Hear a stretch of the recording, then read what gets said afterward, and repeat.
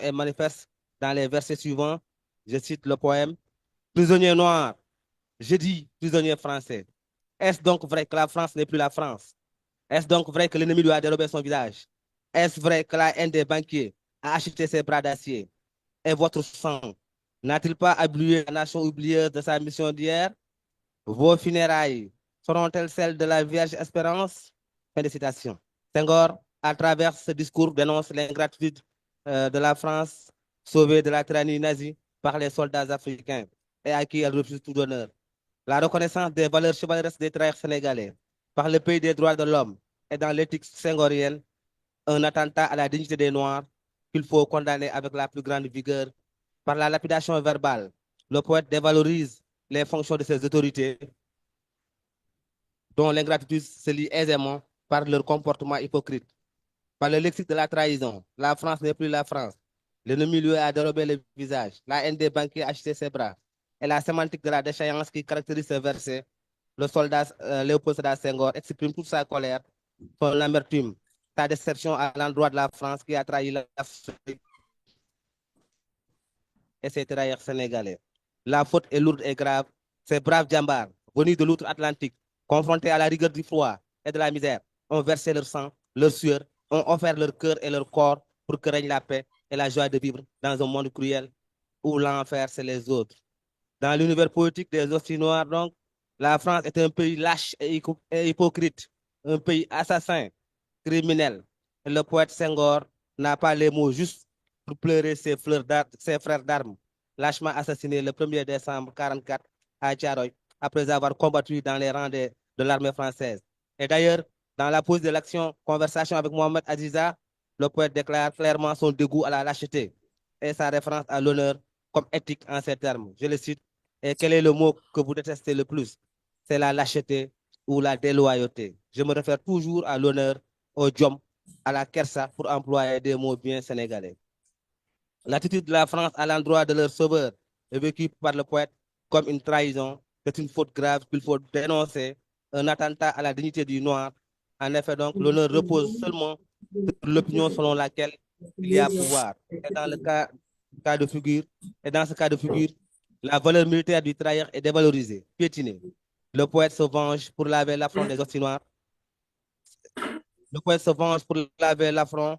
Les hosties noirs signifient dès lors un cri de révolte contre l'hypocrisie, l'humiliation et l'injustice. Senghor donne libre cours à la nouvelle forme de guerre qu'il entend mener lorsqu'il affirme sans embâche, je le cite, qui pourra vous chanter si ce n'est votre frère d'armes, votre frère de sang. Cette assertion sonne comme une prestation de serment dans laquelle le poète a l'impératif de venger ses frères et de rétablir l'honneur. Ainsi donc, il opère une déviation, il, il passe de l'art de vivre à l'art de chanter. L'honneur ne réside plus dans l'activité guerrière, mais dans l'ingéniosité de tisser de belles paroles, comme dans ces versets de Tcharoy. Je cite, sang, ô sang noir de mes frères, vous tachez l'innocence de mes draps. Vous êtes la sueur où baigne mon angoisse. Vous êtes la souffrance qui enroue ma voix. Oui, entendez ma voix aveugle, génie sourd-muet de la nuit. Plus de sang rouge sauterelle, et mon cœur crie à l'azur et à la merci. Comme il transparaît à travers ce fragment de verset, le massacre de Tcharoy est indicible, une pluie de sang rouge sauterelle. Et le scandale de l'armée française inqualifiable. Vous tâchez l'innocence de mes draps. Par devoir de mémoire, le tirailleur sénégalais le plus instruit de l'époque, Léopold Sédar Senghor, signe et consigne dans son recueil de poèmes intitulé Hostie Noire, l'une des pages les plus sanglantes de l'histoire coloniale. Et la poésie fonctionne comme le moyen privilégié pour conserver la mémoire de l'histoire des traits sénégalais.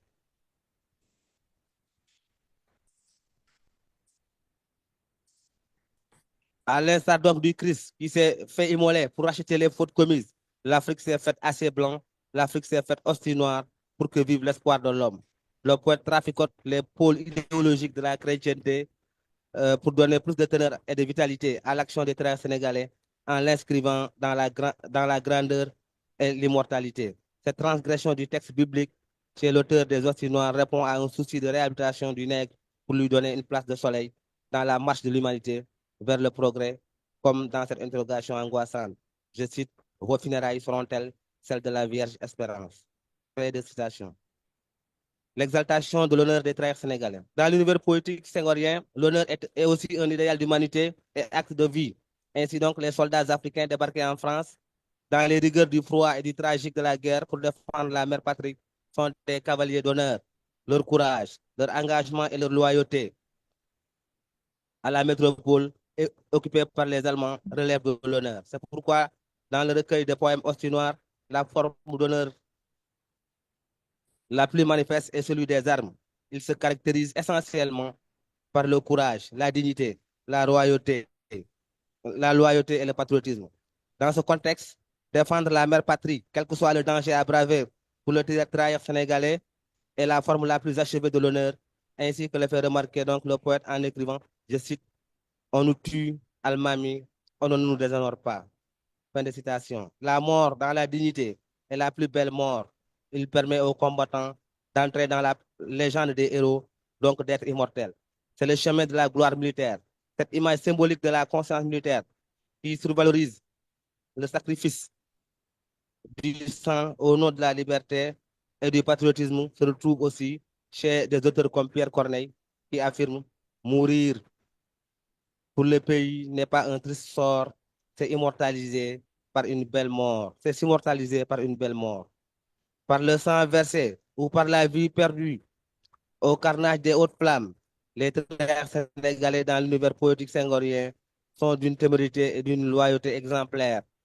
Le peuple compose à la gloire de ces nobles guerriers un hymne dans un langage sensible où se mêle la solennité d'île et l'image d'un fil heureux. Ce sang n'est pas de l'eau tépide. Il arrose épais notre espoir qui fleurira au crépuscule. Il est notre soif, notre faim d'honneur, ces grandes reines absolues. Non, vous n'êtes pas morts gratuits. Vous êtes les témoins de l'Afrique immortelle. Vous êtes les témoins du monde nouveau qui serait demain. Fin de citation. La mort des soldats africains pendant la Seconde Guerre mondiale, dans l'imaginaire poétique séngorien, symbolise par-delà l'Afrique tout entière la soif d'honneur et d'immortalité, mais aussi et surtout le renouveau d'un monde meilleur où triomphe la paix et le désir de vivre. Dans une telle perspective, le trépas au combat, les armes à la main cristallisent la dimension éthique et esthétique de la conscience militaire. Au niveau éthique, offrir sa vie pour que vive l'humanité, c'est mourir de ne pas mourir, c'est-à-dire faire le grand don de soi qui requiert respect et admiration par la communauté des vivants. Les autres valeurs chevaleresques, c'est aussi pour le combattant faire preuve d'une magnanimité de cœur qui dépasse toutes les autres valeurs chevaleresques. Senghor, soldat de deuxième classe, engagé dans la barbarie des civilisés, trouve dans cet acte suprême la plus haute portée morale qui mérite d'être saluée avec ferveur et solennité. C'est pourquoi donc le poète ne saurait souffrir cette lâcheté, lui dont la mission première est de ressusciter les vertus terriennes pour galvaniser le peuple et le porter en avant. Il se fait le chant de l'honneur militaire et adresse une offrande lyrique à ses frères noirs, un hymne à la gloire de leur sacrifice. Il écrit manifestement, je le cite, non, vous n'êtes pas morts gratuits, vous êtes les témoins de l'Afrique immortelle.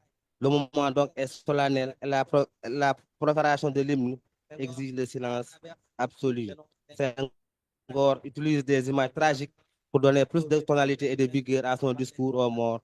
L'hommage rendu au massacre de Thiaroye intègre donc les éléments du sacré, de l'immortalité, de l'espoir et du futur. Par la lapidation verbale, le poète dévalorise les fonctions de l'autorité. Je m'en vais donc s'expliquer un peu sur le nom littéraire. Le poète se sent assigné donc de la plus haute mission, celle de sauver l'humanité de l'absurdité d'un égorgement collectif dont les victimes ne comprennent pas le sens, comme le fait remarquer Jean-Paul Sartre. Il y a des tremblements de mots plus dangereux que les tremblements de terre. Le langage est instrument de réalisation par lequel Senghor adhère à l'universel en engageant sa responsabilité. Donc pour conclure, comme on est confronté à un problème de temps, je dirais simplement que poésie de la révolte, mais de l'amour, la poésie senghorienne est à la dimension de la personnalité de son auteur. Son écriture, informée en profondeur par les stigmates de la révolte et de l'amour, charrie les images d'un monde meilleur dans un langage qui fait naître le bonheur quotidien en un mot de tous les jours. Comme la poésie a pour but la vérité pratique, la parole poétique dans Hostie Noire ne prononce que des discours essentiels et exacts afin de restaurer l'espérance et la pureté caractéristiques du paradis premier. Et Senghor dit, mon cœur, Seigneur, s'est fondu comme neige sur les toits de Paris, au soleil de votre douceur. Il est doux à mes ennemis, à mes frères aux mains blanches sans neige. Par le pardon accordé à ses ennemis, il fait montre d'une grande magnanimité de cœur et d'esprit lucide et éclairé, et rompt les remparts décrétés entre blanc et noir, entre Afrique et Occident, en chantant comme Paul Éluard la vie dans un monde sans mépris et moquerie, ni offense, ni interdiction, ni ségrégation, mais amour et métissage, communion et communication. Je vous remercie de votre attention. Merci beaucoup, professeur Diouf, d'avoir accepté de jouer le jeu en restreignant un peu le texte. C'est toujours frustrant dans les colloques, mais c'est inévitable. On le remercie beaucoup pour son exposé sur le fait parce que je retiens que Senghor saisit les choses au niveau des références les plus élevées de l'Afrique et du monde, toutes les valeurs les plus hautes. Alors, nous allons maintenant donner la parole en enchaînant dans la foulée à professeur Serine Sey, c'est Diaw, professeur Alioune Diaw de l'université Cheikh Anta Diop, qui est lui aussi un grand spécialiste de Senghor, qui a fait sa thèse il y a maintenant il y a presque 20 ans sur les mythes dans l'œuvre poétique de Senghor. Bon, il avait un peu quitté, il revient à ses anciens amours. Aussi, il coordonne le groupe Senghor qui a été créé, une équipe internationale de chercheurs sur toute l'œuvre de Senghor, sur ses manuscrits, sur sa correspondance, sur son œuvre poétique, sur ses libertés, et que co-coordonne Alioune Diaw, et qui a été créé grâce donc à l'aide du CNRS avec Claire Riffard du CNRS qui a créé ce groupe, qui nous a intégrés là-dedans et qui nous a fait l'honneur de venir aujourd'hui et hier assister au colloque sur Thiaroye 44. Donc la parole va être donnée à Alioune Diaw, dont le sujet s'intitule, pareil que ici à peu près, Senghor et le massacre de Thiaroye 44, l'insoluble dilemme du poète homme politique.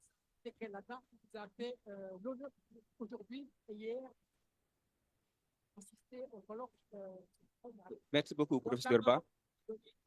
Alioune Diaw, dont le sujet s'intitule pareil. Donc, je remercie les organisateurs de ce colloque et pour ne pas perdre du temps, je vais directement à mon propos qui s'inscrit dans une double continuité. Ce propos de l'intervention de mon collègue Daouda Diouf, qui vient de parler du poème Thiaroye de Senghor, et il s'inscrit aussi dans la continuité de mes recherches, parce qu'en 2018, j'avais présenté une communication sur Thiaroye et l'aube africaine de Keïta Fodéba lors du colloque du COVAT en 2018. Il vient de parler toujours du poème Thiaroye de Senghor. Donc, ce colloque a été organisé sur les archives de Thiaroye. Et Thiaroye, on le dit depuis hier. Quand je dis Thiaroye, je veux dire le massacre de Thiaroye fait partie de ces crises qui, dans la vie des individus comme dans la vie des peuples, cristallisent et accentuent l'élan créateur. Thiaroye n'est pas un événement qui est advenu en un jour et en un temps. Thiaroye est un événement qui est devenu une énigme. Et j'emprunte le mot énigme au professeur Mamadou Diouf dans son intervention d'hier ou d'avant-hier. Et cette énigme-là, elle est nourrie par la censure, elle est nourrie par le mensonge d'État. Je vous renvoie à Armel Mabo. Thiaroye est un événement aussi qui a plusieurs enjeux. Des enjeux militaires, enjeux juridiques, enjeux historico-mémoriels, enjeux politiques et même enjeux scientifiques. Et j'en veux pour preuve la bataille des historiens autour de cette question. Et Thiaroye aussi est symbolique à plus d'un titre. Thiaroye symbolise la brutalité inouïe du système colonial. Thiaroye symbolise l'hypocrisie et l'ingratitude des autorités françaises, mais aussi un symbolisme positif. Thiaroye symbolise vers le Sénégalais. Vous le savez, on avait plusieurs nationalités africaines. Et Thiaroye aussi symbolise l'aspiration de ces peuples-là à la justice et à la liberté. De notre côté, Senghor est un poète, est un ancien combattant, Daouda l'a souligné, un défenseur de la cause des Noirs, un homme politique. Donc, parler de Senghor et de Thiaroye, ce n'est pas parler d'un individu et d'un événement. C'est parler de la rencontre, si je puis m'exprimer ainsi, d'un homme multidimensionnel et d'un événement multidimensionnel.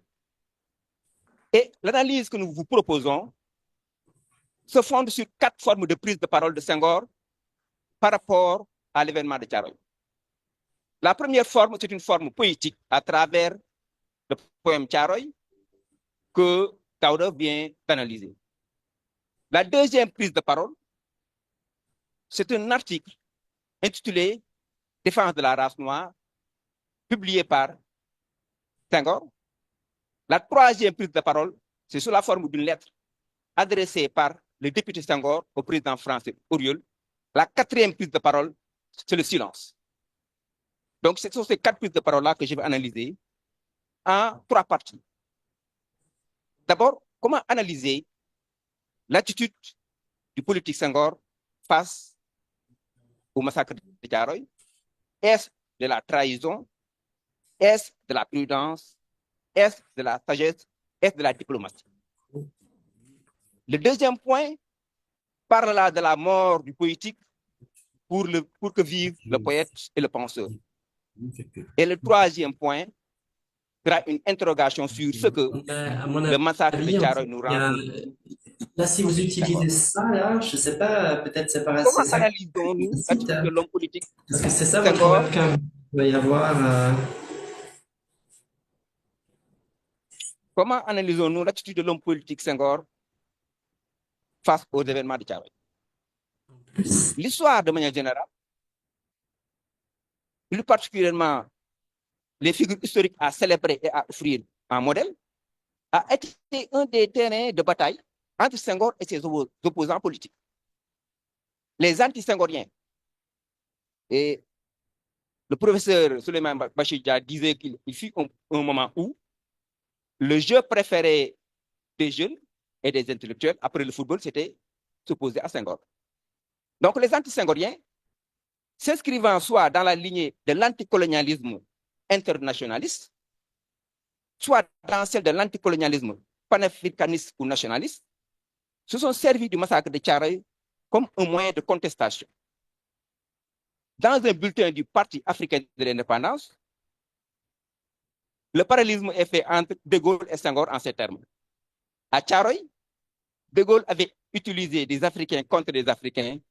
À Dakar, Senghor a lancé des Sénégalais contre des Sénégalais aux mains nues, en faisant allusion à une manifestation le 1er décembre 1963, réprimée par les autorités sénégalaises.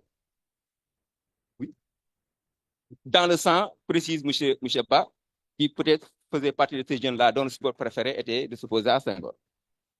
Et face à ce choix, ses opposants, Senghor oppose un silence lisible dans l'absence de commémoration officielle et l'absence de production scientifique sur cet événement-là.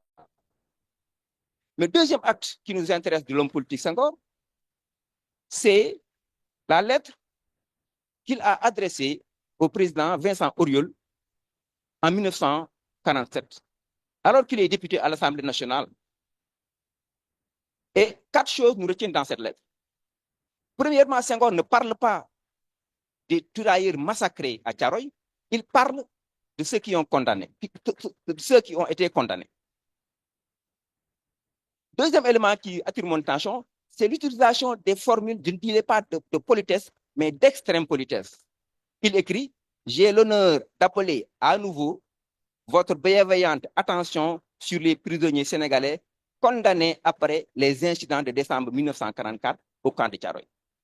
Troisième élément qui intrigue dans cette lettre, c'est que quelque part Senghor sous-entend la responsabilité des tirailleurs.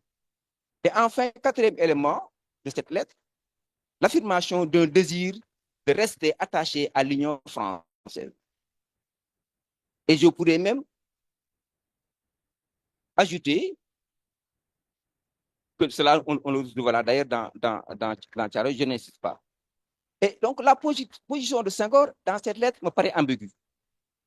Mais avec Françoise Crozet, qui va intervenir cet après-midi, on sait que Senghor parle de l'intérieur de l'État français auquel il appartient désormais en tant qu'élu.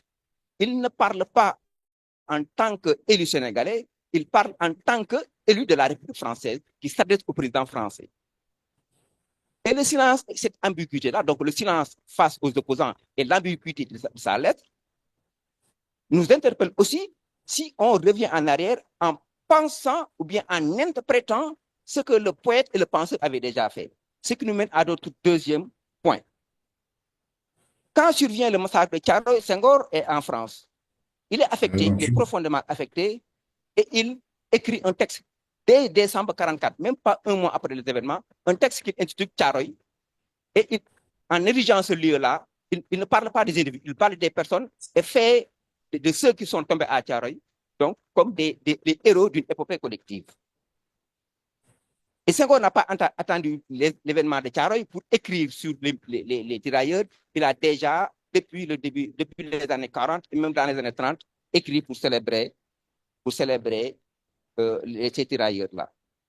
Il a insisté sur l'importance de la commémoration déjà dans le poème liminaire en disant qu'il ne restera pas les messages, bien les louanges, les enterrer furtivement. Je n'insiste pas. Mais deuxième acte, donc deuxième prise de parole du penseur, et cette prise de parole-là m'intéresse parce qu'à mon avis, c'est le texte le plus virulent de Senghor envers la politique française en Afrique.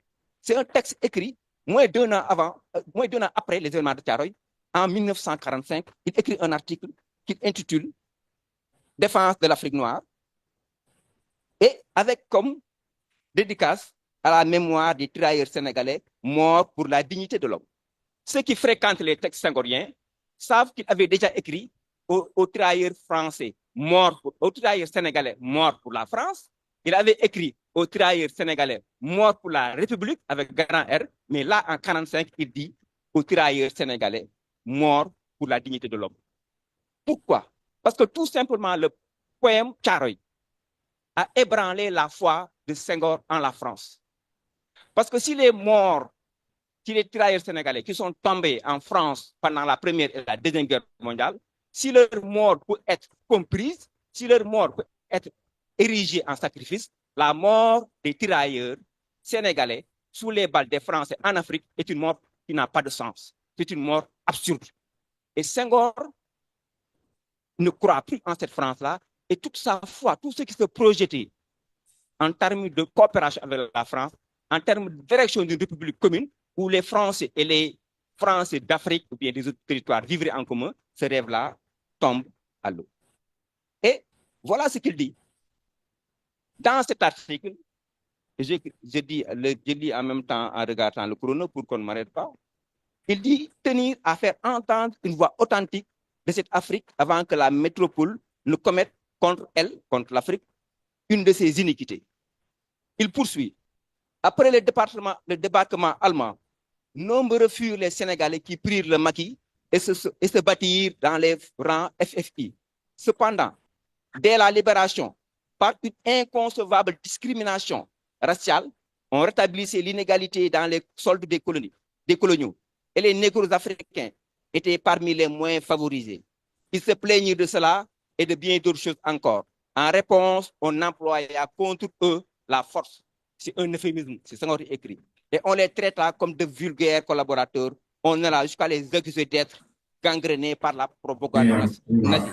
Il y a des noms qui, depuis lors, sonnent dans les consciences négro-africaines. Morley, Mort de Marseille, Senghor. Oui, je veux bien, Et plus loin, il écrit, non seulement quelque importance, moi, je vous entends. mais Je toute une vous série entends, mais je ne sais de pas si mesures vous décrétées par le gouvernement de Vichy Et maintenant, qui ont été maintenues. Mais l'esprit ont été maintenus. L'esprit raciste n'a pas été éliminé. Ce n'est plus du racisme, c'est de l'épidémisme. Le comportement des Français, des autorités françaises envers les peuples africains après la guerre ne relève même plus du racisme, mais de l'épidémisme. Maintenant, que nous renseigne le silence, l'ambiguïté, la virulence de Senghor? Tout simplement une chose. Senghor est un être partagé. Depuis déjà à l'ouverture d'Austin Noir, il crie son cri d'angoisse. Il nous demandait s'il n'était pas assez divisé. Donc Senghor est marqué dans sa vie comme dans sa poésie par la division. Cet attachement à la France-là et ce besoin de célébrer sa race, ce besoin de défendre ses frères. Et en conclusion, nous pouvons dire que, de manière générale, le massacre de Thiaroye, les positions de Senghor par rapport à ce massacre, en tant que poète, en tant que penseur, en tant qu'homme politique, nous révèlent tout simplement Senghor dans toutes ses contradictions, nous révèle Senghor dans toute sa complexité, mais nous révèle Senghor dans la fidélité à un idéal. Parce que tout simplement, malgré tout cela, malgré Thiaroye, malgré tous les massacres coloniaux, Senghor proclame son amour pour la France, Senghor prie pour la France, parce qu'il pense il croit que c'est en pardonnant qu'on arrive à construire l'universel. L'universel pour un rendez-vous d'amour, mais pas un rendez-vous de haine, ni un rendez-vous de massage, de guerre, ni de haine. Donc, je m'en arrête là. Je vous remercie.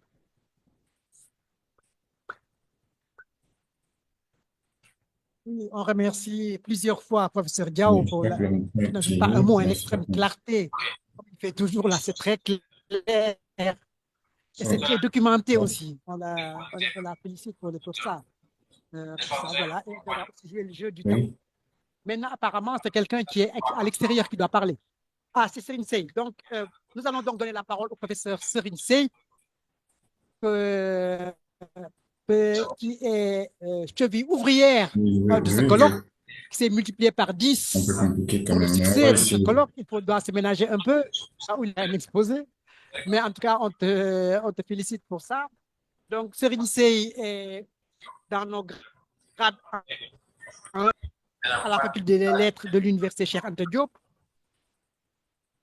Bon, je connais un peu, oui, c'est un enfant de Thiaroye en plus, un rappeur en plus, tout ça, je le sais.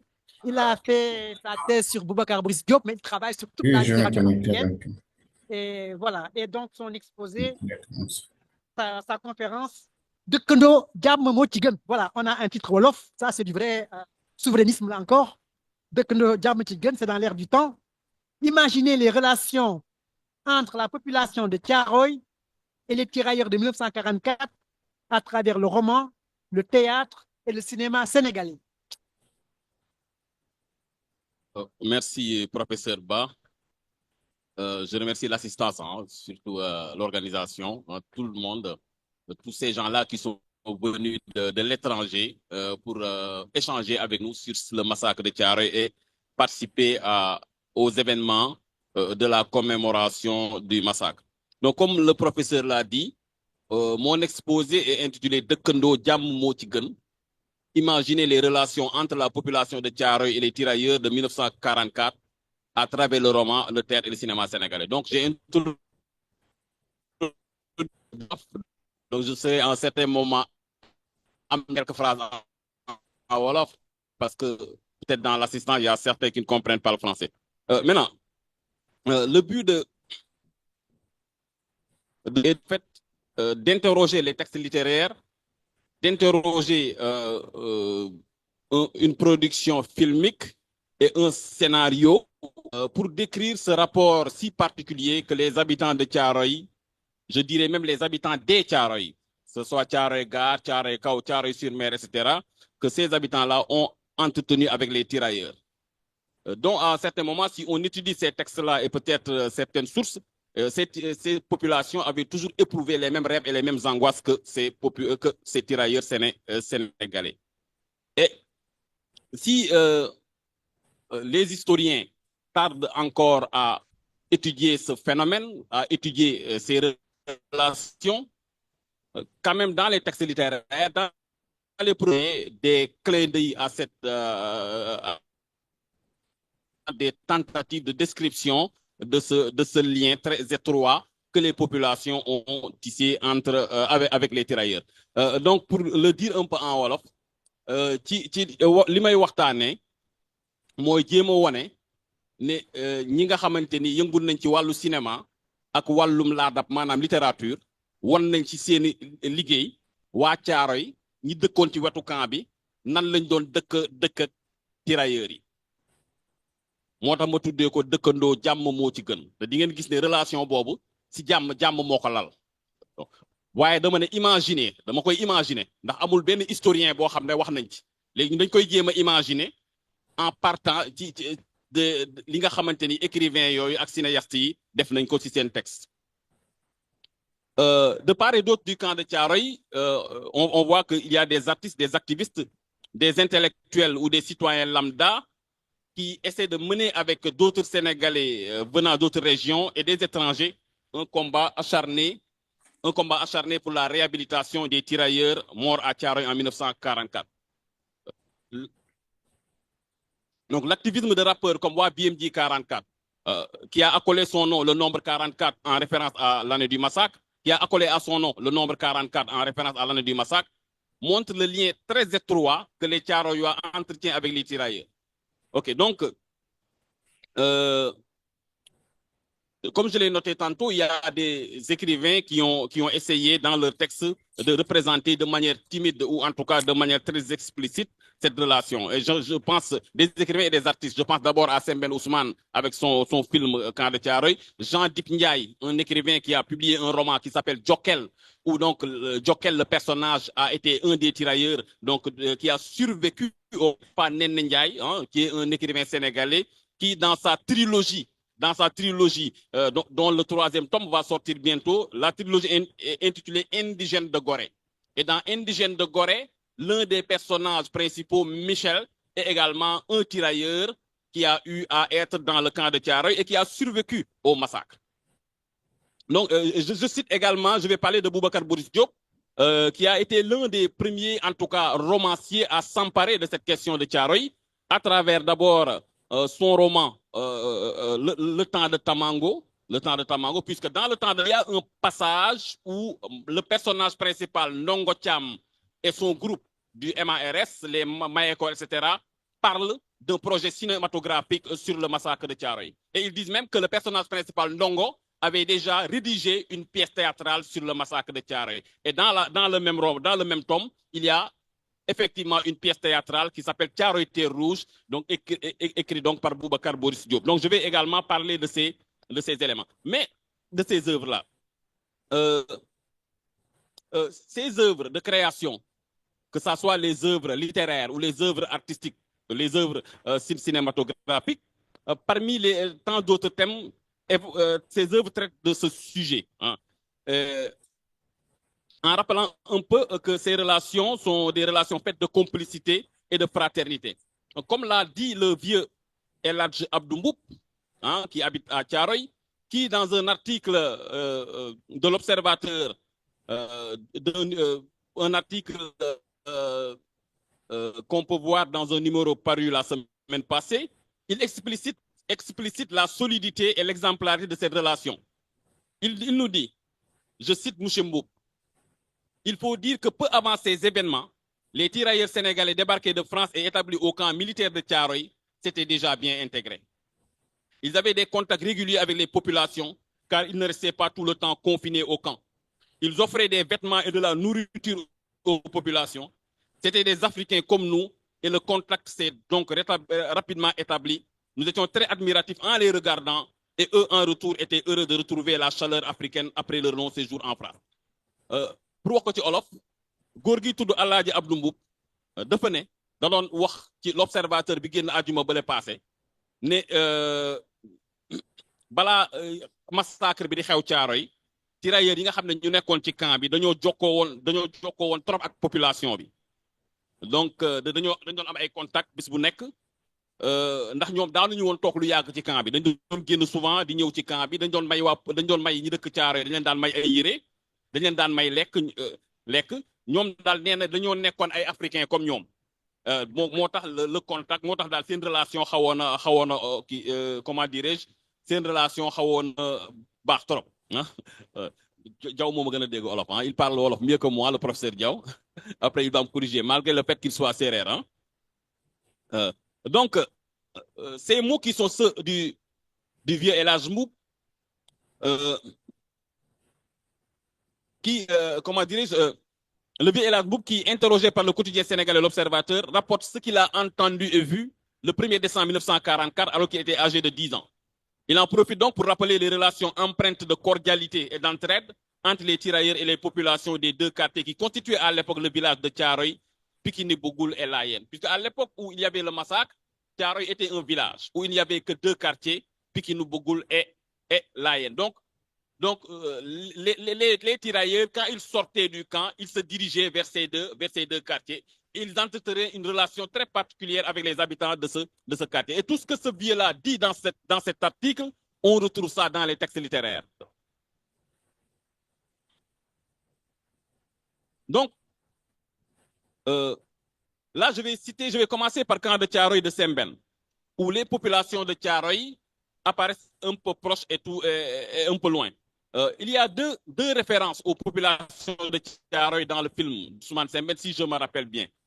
Au moment où les tirailleurs qui avaient montré leur colère face à ce repas infect qui leur a été servi, au moment où ils décident d'aller au camp, au village, donc pour trouver de la viande. Et là, on sent qu'ils ont une certaine confiance aux villageois de Thiaroye. On sent que pour eux, les villageois de Thiaroye, ce sont les villageois de Thiaroye qui vont combler leur manque. Ce que l'armée ne peut pas faire pour eux, les villageois de Thiaroye pourraient le faire pour eux. Et ils ne se sont pas trompés, puisque quelques séquences plus loin, on les montre revenir du village de Thiaroye avec de la viande, avec beaucoup de viande, avec 2 moutons et 2 poules. Et un peu avant la fin, un peu plus loin, on voit des tirailleurs qui sont un peu aux abords du camp, qui sont avec des femmes, et donc en train de, comment dirais-je, d'avoir en tout cas des relations avec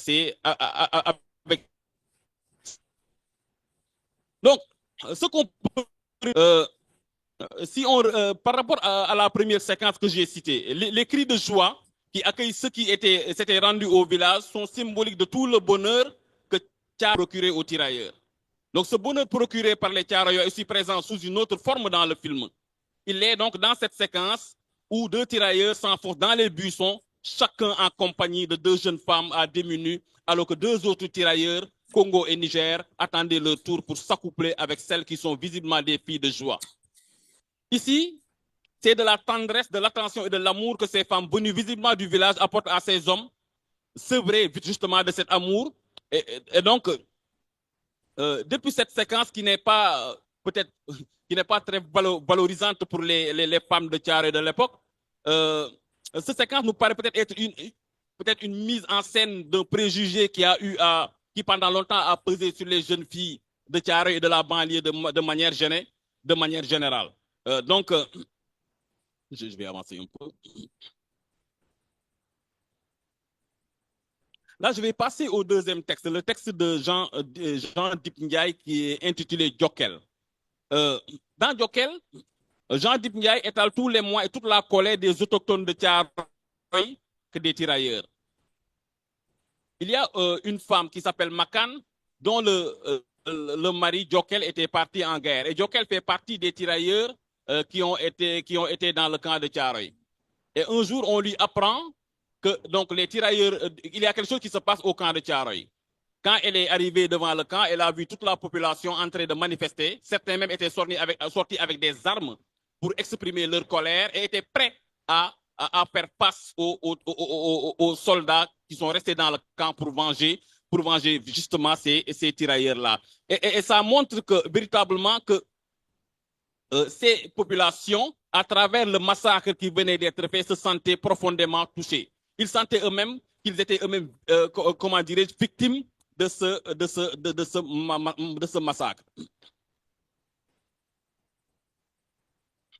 Donc, ces manifestants de Thiaroye seront finalement rejoints par ceux des autres localités environnantes qui déferlent sur les lieux avec des armes blanches et des gourdins pour venger leurs frères de race. Car ici, pour les populations, il s'agit d'un massacre raciste. C'est ce que pense cette manifestante qui, ayant pris Abache pour un Français, l'accuse de complicité d'homicide négrophobe. Puisque Abache est un Tunisien. Donc, son teint ressemble un peu, la couleur de sa peau ressemble un peu à celle des Français. Donc, une manifestante l'aborde pour l'insulter et l'accuser d'être le complice d'homicide négrophobe. Donc, ici, ce qui est important, c'est que Jean Dibsen donne un nom à cette figure de l'autochtonie thiaroyoise à travers cette femme-là, à travers accosté Djokel plus tard, donc pour l'informer du massacre. Et ce vieux qui s'appelle Maboy Diène, qui travaille depuis 20 ans pour le camp, va montrer dans son discours cette fraternité qui existe entre le voisinage du camp et les... Et quoi qu'éphémère, ce lien fraternel justifie toute l'amertume de ce vieux cuisinier-là, qui révèle à son hôte Djokel le sentiment ambigu qui le ronge.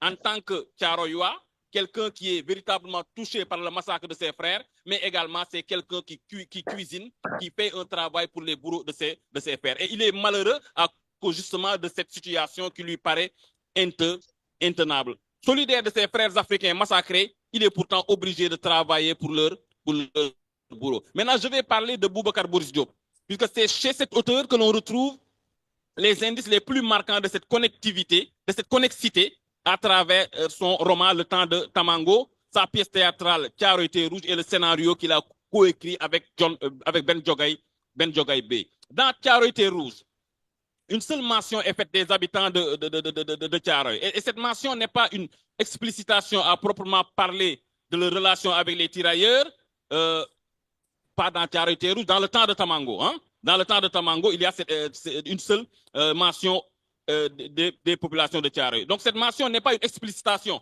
à proprement parler de leur relation avec les tirailleurs, mais plutôt leur relation aux faits qui se sont déroulés le 1er décembre 1944. Ceux qui sont évoqués ici ont une relation empirique avec les faits dont ils ont eu connaissance avec tous les autres hors du camp. Ils sont à l'image du vieux Mboup dont j'ai cité les propos. Ils sont donc des témoins oculaires du massacre. En tout cas, c'est c'est le type de profil que Ndongo Thiam, Mayekor et leur groupe entendent chercher sur le terrain. En fait, Mayekor nous dit « Je préfère que l'équipe loue une petite chambre à Thiaroye, juste le temps de s'informer auprès des témoins oculaires, 2 ou 3 semaines, pour glaner des détails. Seuls les grands réalisateurs connaissent la valeur de ces détails. Ils font la différence. » Donc pour Mayekor, ce qui fait la différence ici de l'œuvre cinématographique, c'est le contact avec la population de Thiaroye. Pour lui, son film n'aurait pas, comment dirais-je, la même qualité, la même importance s'il n'y a pas ce contact physique avec la population qui a été, avec cette population-là qui a été témoin des faits liés au massacre. Ensuite, dans le même livre, dans le même volume, il y a, comment dirais-je, Thiaroye Rouge, la pièce théâtrale. Et dans cette pièce théâtrale, l'auteur montre cette relation très particulière, en passant d'abord par, comment dirais-je, ces vieux notables de Thiaroye qui ont une relation très particulière avec les tirailleurs. Et l'imam parle même de, comment dirais-je,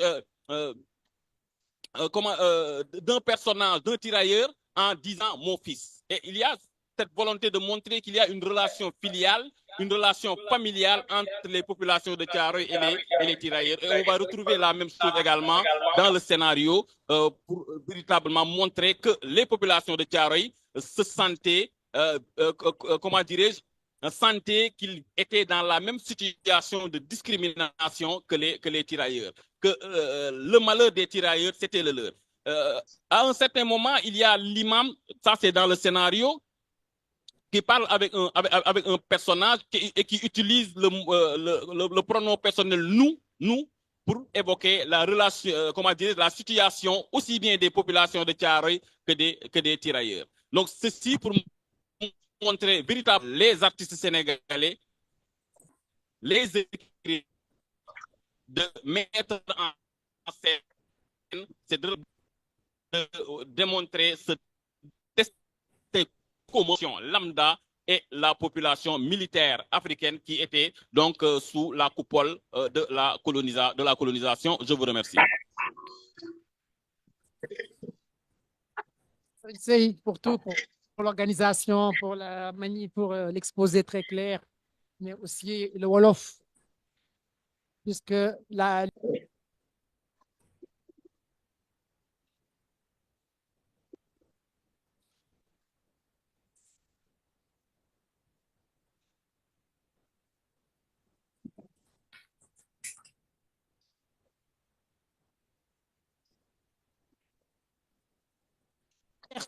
Juvé Ndiébé, dont l'exposé s'intitule Mort pour la France de Ndoumbi Fakoli.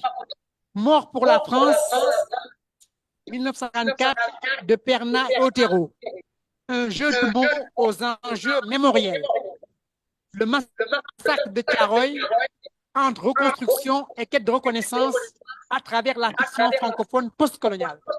Donc, Doherty, Juvé Ndiébi, si vous nous entendez, vous avez la parole. La salle vous écoute. Bonjour à tous. Je vous fais ma présentation depuis l'Université du Cap.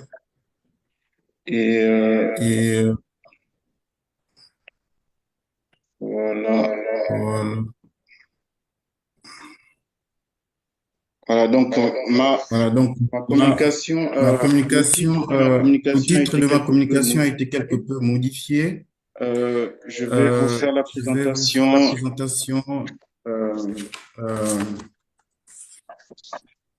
de mémoire des tirailleurs et représentation du massacre des tirailleurs africains. Dont est-ce que vous m'attendez, s'il vous plaît?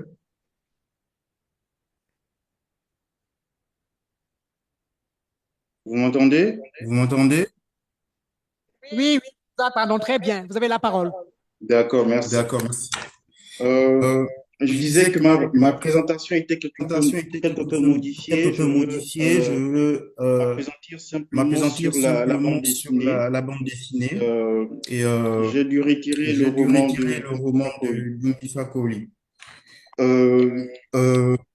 Donc, la société française contemporaine est héritière d'un passé colonial dont certains épisodes sombres demeurent jusqu'à nos jours opaques, tabous et quelquefois volontairement retirés des politiques mémorielles. De nombreux pans de son histoire impériale sont victimes de manipulation et de guerre de mémoire, à l'instar du massacre des tirailleurs sénégalais perpétré par l'armée française le 1er décembre 1944 à Thiaroye. Julien Farguetas mentionne, je cite, l'histoire des tirailleurs sénégalais est comme nos mémoires, plein de non-dits, de zondons et de surprises. Fin de citation. S'intéresser à la fusillade de ces soldats aujourd'hui permet de réévaluer l'évolution des débats, des controverses mémorielles et des querelles autour de ce drame. Que peut apporter la bande dessinée historique en tant que médium iconotextuel dans ce contexte de réécriture, de réparation et de réappropriation de la mémoire de ce passé S'il vous plaît, on ne vous entend le plus, présent. Gabi.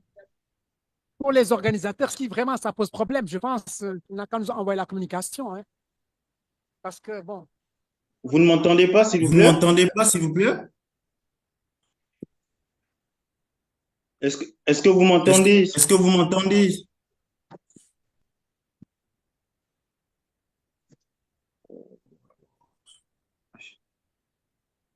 On parle convenablement. Est-ce que vous m'entendez? Mais qui nous l'envoie? Oui, là, oui. Vous m'entendez, s'il vous plaît?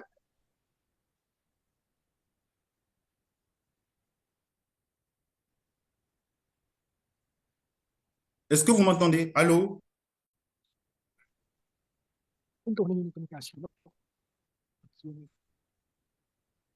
Oui, on vous entend, mais après, au bout de quelque temps, il y a un problème. Oui.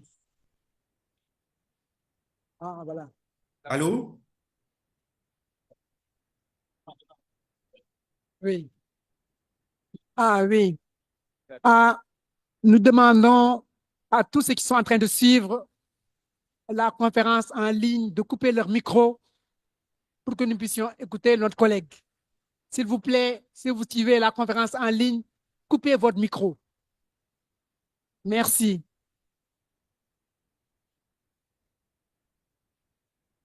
Allô? Est-ce que vous m'entendez maintenant?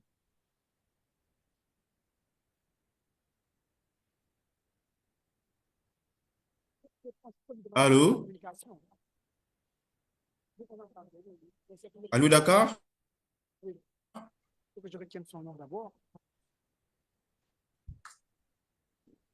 Allô? Est-ce que vous m'entendez, s'il vous plaît? Est-ce que la liaison est bonne? Allô, Nguébé? Oui, est-ce que la liaison est bonne avec Dakar, s'il Nguébé, vous plaît? vous nous entendez? Oui, je vous entends. Est-ce que vous m'entendez? Allô? Oui, je vous entends. Nguébé? Oui, je vous entends. Est-ce que vous m'entendez? Euh, Nguébé, allumez votre micro. Nguébé, Oui, mon micro. allumez votre Mon micro, micro, s'il vous il est plaît. On allumé. ne vous entend pas.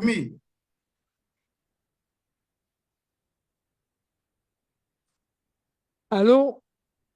Oui, est-ce que vous m'entendez? Allô? Oh là là. Allô, Monsieur allô? Guébé, si vous êtes toujours connecté, est-ce que vous pouvez allumer votre micro et recommencer, hein?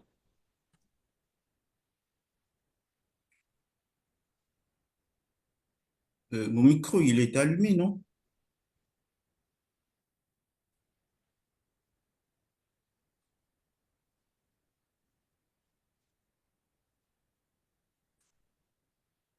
Allô?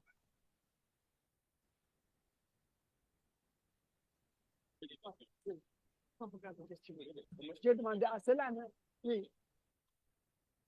Oui, bon, je me demandais si est-ce qu'on peut faire euh, des, des échanges. Bon, il me semble que ça va être difficile. Allô, allô? C'est bon. Est-ce que vous m'entendez? Est-ce que vous m'entendez? Oui, Nguébé, vous avez la parole. D'accord, merci. Voilà, merci.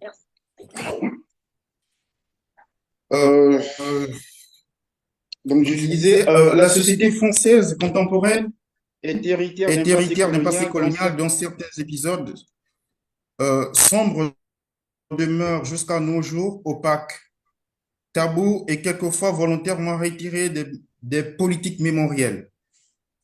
De nombreux pans de son histoire impériale sont victimes de manipulations et de guerres de mémoire, à l'instar du massacre des tirailleurs sénégalais perpétré par l'armée française le 1er décembre 1944.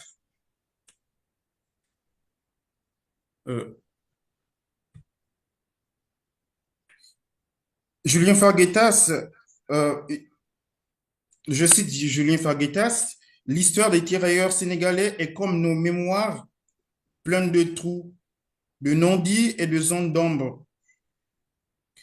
S'intéresser à la fusillade de ces soldats aujourd'hui permet de réévaluer l'évolution des débats, des controverses mémorielles et des querelles autour de ce drame. Que peut apporter la bande dessinée historique en tant que médium iconotextuel dans ce contexte de réécriture, de réappropriation de la mémoire de ce passé qui continue à hanter le présent? Se pencher sur la mémoire, sur la représentation de ce fait colonial par le biais de la bande dessinée aide à questionner le rapport que l'esthétisation du passé entretient avec le projet de rétablissement de la vérité historique de la tragédie de Tiaroy que les BDistes ont en partage avec les historiens, les journalistes, les romanciers, les dramaturges et bien d'autres chercheurs, ainsi que les descendants de victimes. Ivan Jablonka écrit, je le cite, « La bande dessinée est capable d'animer un récit, d'expliquer des situations et de provoquer des émotions. Dessiner, c'est raconter, et raconter, c'est faire comprendre. » Fin de citation. Ma communication a deux inflexions. La première inflexion s'intitule « Enquête, archivage et témoignage ». Les auteurs de Mort par la France, Tiaroy 1944, rouvrent à travers cette bande dessinée historique un épisode sensible du passé colonial français en mettant en scène l'enquête menée par la doctorante en histoire de l'Université de Bretagne. Son rapport à la vérité est éloquent, dans la mesure où le titre du chapitre premier de la BD, La voix de la vérité, laisse croire qu'elle reste attachée à la restitution des faits. L'enquêtrice s'appelle Armelle Mabon. Elle prépare une thèse de doctorat sur les soldats coloniaux de l'armée française, notamment sur le massacre des tirailleurs sénégalais du 1er décembre 1944. Alors, elle décide de se rendre au Sénégal, au village Diako, dans le but de rencontrer Biram Senghor, le fils du tirailleur Mbab Senghor, l'un des soldats tués par l'armée française à Tiaroy. Face à lui, elle commence son enquête par ce propos. Je cite la bande dessinée. « J'aimerais vous questionner sur votre père qui fut prisonnier à Rennes, sous l'occupation. Quel souvenir gardez-vous de lui ?» Fin de citation.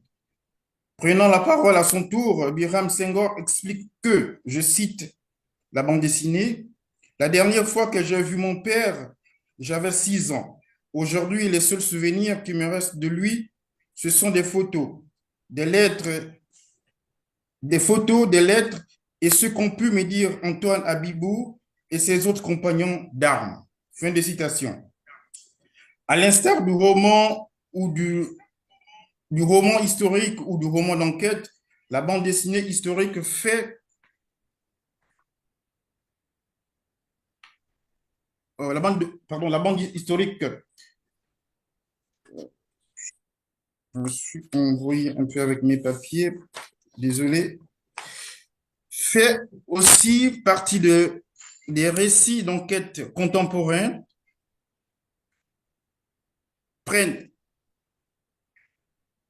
elles prennent en charge la fiction qui s'affirment comme littérature de réel, récit de fiction ou narration documentaire. Ils ne délaissent pas des esquisses ou des parenthèses fictionnelles, explique Laura Demands. Cela marque donc la présence de nombreux documents dessinés censés justifier la relation qui existe entre la représentation du passé et la cristallisation de la mémoire des tirailleurs. La photographie dessinée représente ici une preuve, une relique, une archive qui permet au lecteur d'identifier le réel. Le visage de ce soldat assassiné par l'armée française au camp militaire de Tiaroy. Il s'agit bien d'une photographie que l'on remet à Armelle Mabon lors de son séjour à Diako. À propos, Marcus Armand écrit dans l'un de ses articles que l'archive photographique dessinée est donc aussi intégrée directement dans la trame narrative non comme simple illustration, mais document ou référence historique contemporain ou chronotopos de récit. Fin de citation.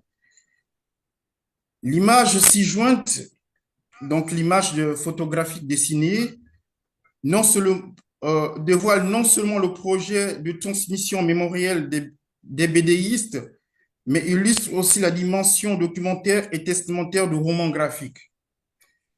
Chargée d'émotion et d'affection, la photographie transmise à la jeune chercheuse fait office de témoin et de patrimoine familial supposé l'accompagner dans son projet de révélation, de révéler la vérité du massacre. D'un point de vue de l'anthropologie africaine, cette image sacrée d'une valeur mystique fige le fantôme du défunt sur du papier dans l'objectif de guider Armel Mabon sur le chemin de la vérité cachée de la mort de Mbab Senghor et ses frères d'armes. Autrement dit, tel un talisman ou un fétiche, je cite Arnaud Génan, l'expérience photographique se transforme immanquablement en une preuve métaphysique. Fin de citation. La photographie constitue ici une trace à partir de laquelle le passé nourrit le présent, le charge d'émotions et le connecte à la mémoire du défunt. L'on est passé de l'image dessinée à l'image incorporée, qui marque en réalité une évolution dans le traitement de l'information afin de rester attaché à la véracité des faits historiques. Il s'agit bien de l'archive du dossier du décès du tirailleur Mbab Senghor qui est incorporé à la fin de la bande dessinée, en fait. Insérer cet acte de décès authentique dans la trame narrative témoigne de la volonté de rester fidèle au principe d'écriture de la bande dessinée historique, considérée comme de la littérature du réel à cause de la documentation et l'esthétisation des faits. De plus, les personnages mentionnés dans cette BD sont pour la plupart vrais, c'est-à-dire en réalité, les uns ont existé alors que les autres sont encore vivants. Antoine Abibou, Mbab Senghor sont tous originaires d'origine sénégalaise et ont réellement vécu non comme des êtres de papier ou fictifs, mais plutôt comme des êtres vivants ou humains. Biram Senghor et Armel Mabon, quant à eux, résident respectivement au Sénégal pour le premier et en France pour la deuxième. Ceci est la preuve que, je cite Armel Fage, le réel de l'archive devient non seulement trace, mais aussi ordonnancement des figures de la réalité. Et l'archive entretient toujours un nombre infini de relations au réel. Fin de citation. En d'autres termes, les figures dont fait allusion Arlette Farge sont autant symboliques, personnifiées qu'anthropomorphiques, car l'on peut facilement intervertir les rôles entre personnes et personnages, entre réel et imaginaire. Je passe à la deuxième partie, la deuxième inflexion qui s'intitule Armel Mabon, l'historienne professionnelle à personnage de bande dessinée. La figure d'Armel Mabon revêt. Oui. S'il vous plaît, oui, vous n'étiez pas là quand nous avons décidé de restructurer un peu les choses. Nous avons un retard monstre. Nous avons demandé à tous les collègues de condenser et chaque intervenant avait droit à 10 minutes.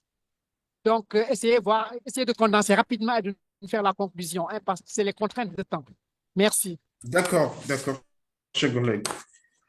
Donc, la deuxième inflexion s'intitule Armel Mabon, historienne professionnelle à personnage de bande dessinée.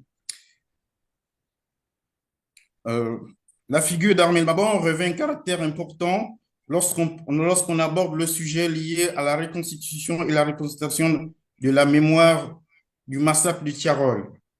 Elle est l'un des personnages phares, voire centraux de l'œuvre d'art, et cela n'est nullement le fruit d'un hasard.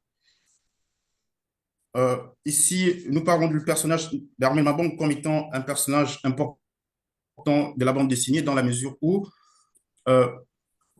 Armel Mabon va à la recherche de la vérité et ici, dans cette bande dessinée, on constate que Armel Babon continue son travail, continue à rechercher la vérité dans le but de rendre hommage aux tirailleurs sénégalais fusillés à Tiaroy. Et dans cette inflexion, on peut comprendre que Armel Mabon a toujours travaillé, travaille depuis deux décennies dans le but de rendre, de créer un lien entre ceux qui sont morts et la mémoire des vivants, en fait. Pour conclure, il ressort de cette analyse que de la bande dessinée historique que la mémoire des tirailleurs sénégalais massacrés au camp militaire de Tiaroy connaît progressivement un essor vers l'émergence de la vérité en dépit de plusieurs pesanteurs d'ordre politique, historique et idéologique. Les témoignages d'une importance capitale ont permis à Armel Mabon de rassembler les morceaux diffractés de la vérité dissimulée de la fusillade perpétrée par l'armée française. La falsification d'archives, l'oubli, le silence presque complice et prolongé des autorités françaises renforcent la thèse du traversissement du récit originel de ce crime. Je cite Anne Cousin qui dit dans son recueil Hostie Noire, Senghor exprime une grande indignation à l'égard de la France qui manifeste peu de garanties de gratitude à l'égard des combattants africains qui ont donné leur vie pour la France. Fin des citations. Je vous remercie.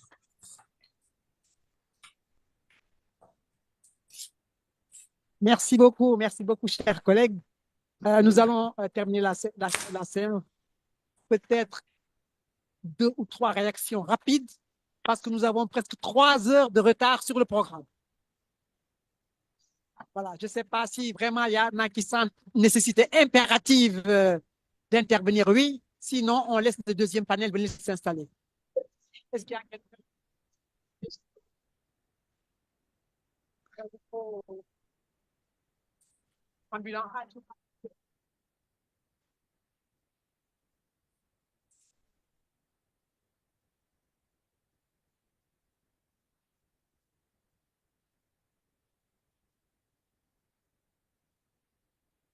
Bonjour l'assistance. Je suis M. Salih Gueye, poète écrivain. C'est juste d'abord pour remercier nos 2 présidents, Bassirou Diomaye et le président français Macron. Parce qu'ils ont vraiment voulu rétablir l'ordre, donner à toute l'Afrique ses droits. Quelles que soient les larmes qu'on pleure, on finira toujours par se moucher. Ce n'est pas pour une question politique, parce que l'âge des musées d'une nation ne doit pas être celui de sa politique. Mais c'est juste pour vous dire ici que mon intervention porte sur deux choses. Sur d'abord la documentation, dont nos conférenciers n'ont pas parlé, et ensuite les archives, parce que la rapidité inouïe avec laquelle les problèmes actuels surgissent et s'étendent rend nécessaire d'y réagir activement et sans retard. Le devoir de décision et de conseil aux jeunes retient en particulier l'attention dans la mesure où il sera à l'origine de nombreuses décisions. Idéologie et doctrine sont 2 aspects différents de la même réalité. Idéologie est à la fois raisonnement, comportement et attitude, tandis que doctrine est un enseignement, une explication, une construction réservée découlant de l'idéologie ou produisant l'idéologie. La nécessité de la documentation, c'est Effectivement, juste une minute, je termine. Je termine une minute. Parce que la violence.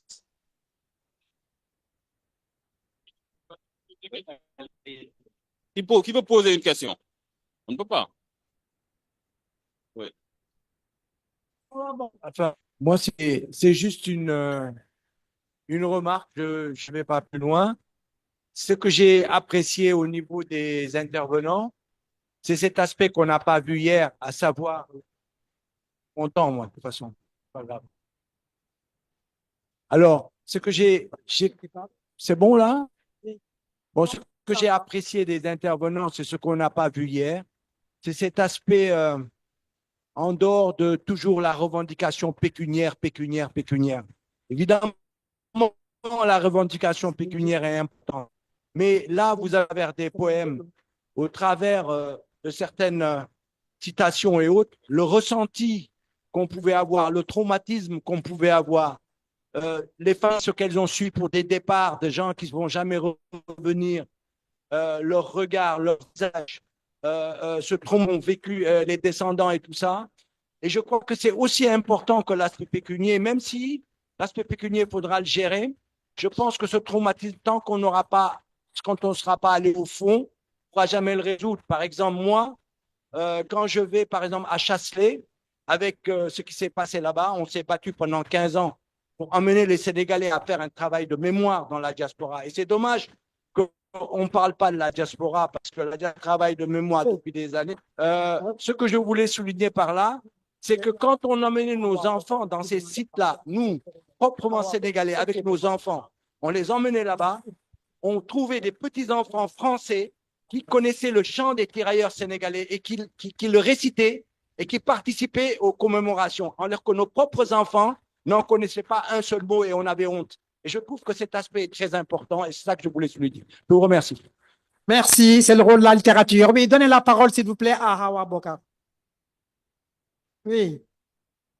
Oui. Avant qu'elle prenne la parole, j'aimerais dire Hawa Bokar Ly a écrit un livre, Les femmes africaines de la reine de Saba à Michelle Obama. A aussi écrit un livre sur Cheikh Anta Diop, l'homme intime, je pense, quelque chose comme ça. Et un livre sur, c'est un anthropologue, un livre sur les mutilations féminines. Prenez la parole. Voilà, merci, Dr. Ba, de cette présentation. Je voulais féliciter les panélistes, que ce soit Daouda, Aline Diaw, Doherty, qui nous parlait de loin, et Serigne, d'apporter aujourd'hui une autre dimension de la problématique de Thiaroye, c'est-à-dire à partir des cinéastes, des littéraires et tout ça, mettant beaucoup en exergue ce que Senghor a apporté. Ce que Senghor a apporté à travers ses poèmes et ses textes, c'est beau, c'est bien, mais ce n'est pas assez. Parce que Senghor a écrit, comme ils l'ont si bien démontré, en 1944, puis en 1947. Et plus tard, en 1960, ce Senghor qui fut prisonnier, ce Senghor qui a failli être exécuté, prend le pouvoir au Sénégal. C'est-à-dire, en étant président, il a le pouvoir d'agir. D'agir au-delà des mots pour ses combattants, d'agir pour la justice, d'agir pour la réhabilitation de ces combattants ouest-africains qui ont été récompensés de façon ingrate par la France qu'il a même lui-même condamné.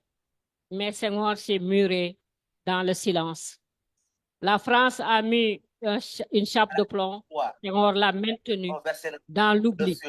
Imaginez-vous si ce travail que nous faisons aujourd'hui, qui a été initié par ces dirigeants, ces jeunes dirigeants, Diomaye Bassirou Faye à 44 ans. C'est-à-dire il est né 16 ans après que Senghor ait pris le pouvoir. Imaginez-vous si ce témoin oculaire qu'a été Senghor, celui qui a ressenti ce problème, avait initié ce travail mémoriel, si on en serait là aujourd'hui. N'est-ce pas? Donc, Senghor, c'est bien qu'il ait parlé, bon, c'est des rêveries utopiques là, c'est bien pour la littérature, c'est bien pour l'oreille, mais c'est pas assez.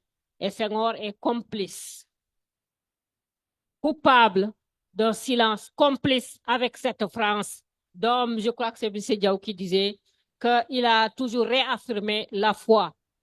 Et au nom de qui a-t-il demandé aux enfants de ces tirailleurs, a-t-il demandé à leurs épouses, à leurs mères, s'ils accordaient le pardon? Au Senghor se permet d'accorder le pardon à la France d'avoir assassiné nos ancêtres.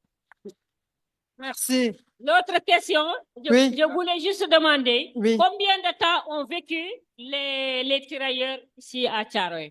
Je vous remercie. Est-ce que quelqu'un a une réponse? Non, non, Serigne Sey, s'il te plaît, on est obligé d'arrêter, on est obligé d'arrêter. On aimerait bien parler, mais on ne peut pas, on ne peut pas, on ne peut pas. Il y a beaucoup d'autres panels en place. Nous avons 3 heures de retard. Si quelqu'un peut apporter une réponse à la question, oui, sinon on laisse l'autre panel s'installer. Merci.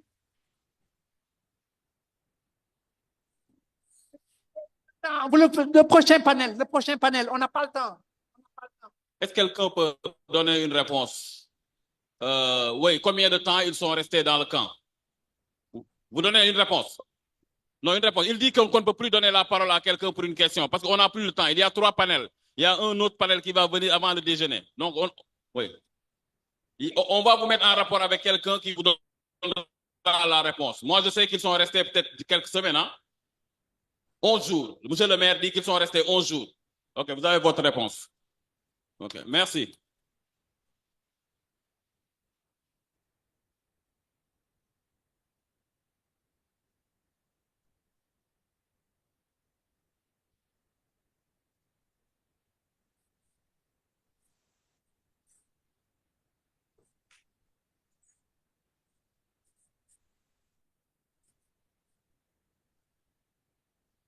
Excusez-moi. Il y a madame qui a condamné Senghor en disant que Senghor a pardonné les soldats français qui ont massacré Thiaroye. Je crois que le pardon permet quand même d'absoudre les péchés. Parce que quand la France, avec l'armée française, massacre les tirailleurs sénégalais, il est du devoir de Léopold Sédar Senghor quand même de pardonner pour pouvoir aller de l'avant. Parce que... Mais c'est pas une chose personnelle, c'est pas vous, c'est le poète.